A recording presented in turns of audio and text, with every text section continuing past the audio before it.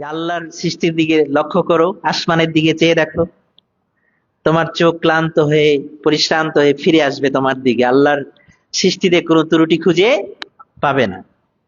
তা আল্লাহর সৃষ্টিতে ত্রুটি নেই, কিন্তু আমরা দেখছি যে আমাদের এই যে মনের চাওয়া পূরণ হচ্ছে না, তো এখানে ত্রুটি দেখাই যাচ্ছে, ঠিক কিনা বলেন? তাহলে এটার উত্তরটা কি? এটার উত্তর হলো এই সবগুলোই পূরণ হবে,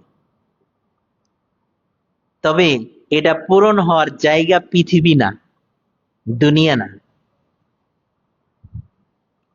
এই চাহিদাগুলো পূরণ হওয়ার জায়গা এই পৃথিবী না।